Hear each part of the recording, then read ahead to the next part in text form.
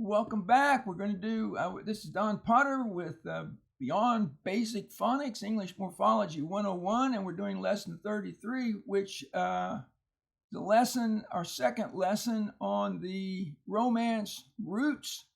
And we're going to start out with, we have two of these, A and B, but they have two different spellings. So each has two different spellings. So we got actually four categories here. So we have SCRIB and SCRIPT, and they both mean to write. And so the examples SCRIB, we have scribble, like when you just scribble something down and don't take too much care, just jot something off. It's a scribble. It can be a little picture.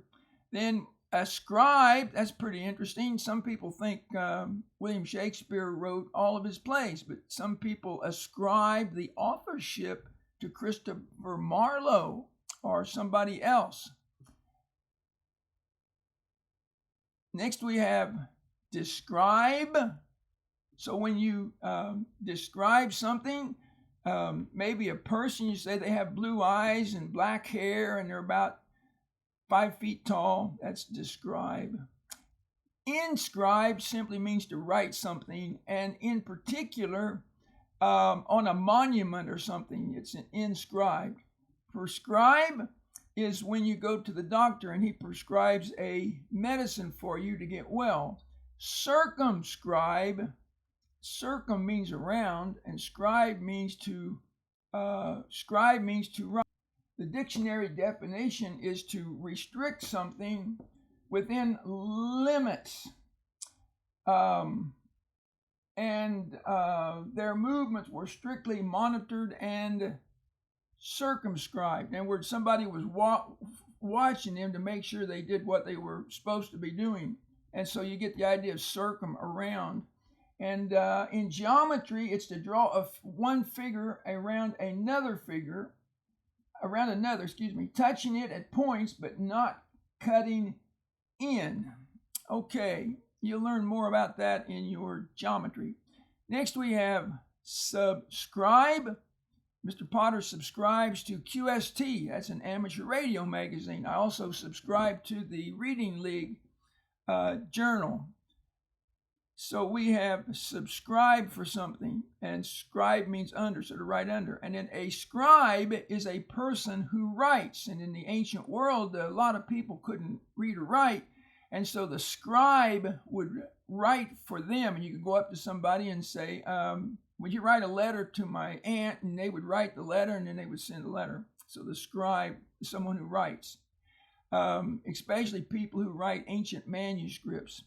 Number 2, and by the way, the scribes would work in what's called a scriptorium, which would be from this word, or I can be from the second one actually, script. So now you have a description. When you describe something, we had describe up here. When you describe something, the noun form, you have a description.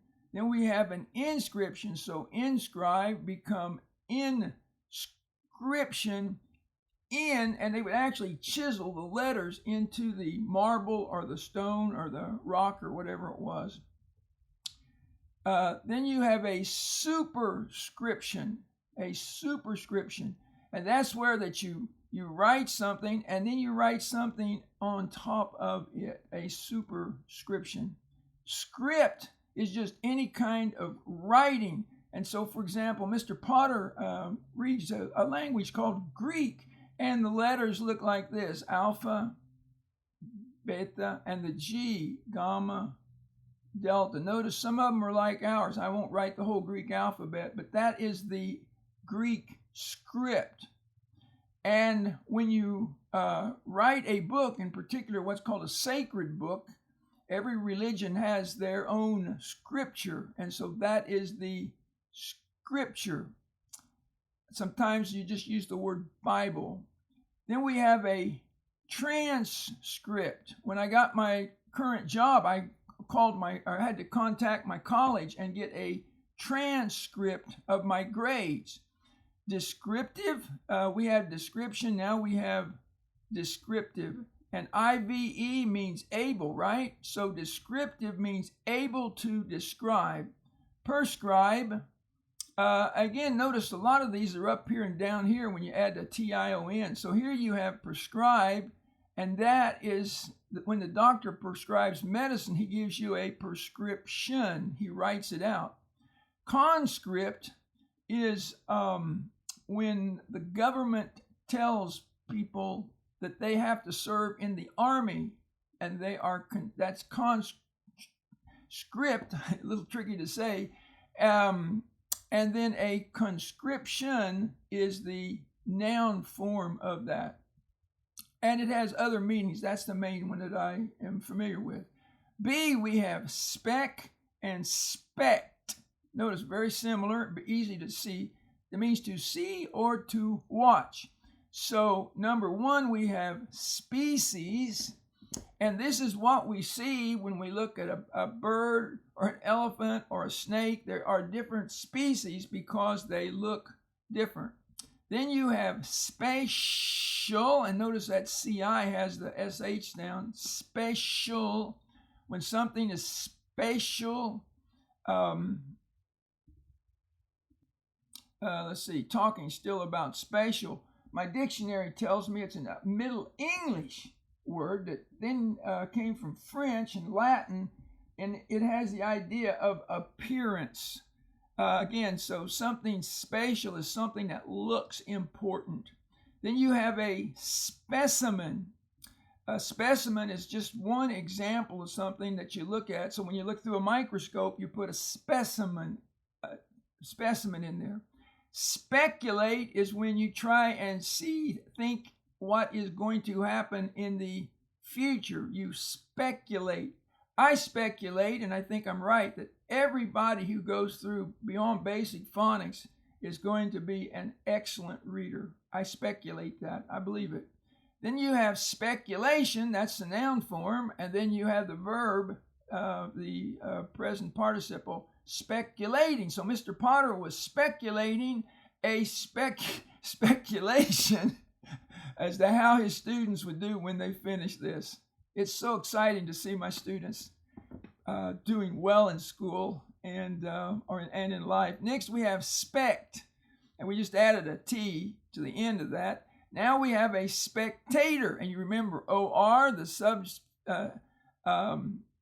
subscript there for suffix, the suffix there for an agent. So a spectator is someone who is what? Watching or seeing. So you go to the football game and everybody's doing what? They're all watching, so they're spectators.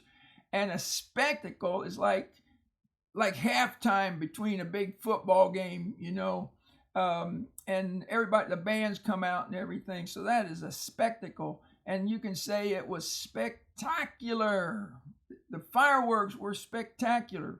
Respect, that's interesting because spec means to see and re means again. So when you respect somebody, you look at them again and you have high regard for them, and you are full, there we go, of respect. And you can notice how that this Anglo-Saxon suffix is put at the end of a Latin root and a Latin prefix. So we're mixing the different languages in very creative ways to create what is perhaps the richest vocabulary on the face of the earth.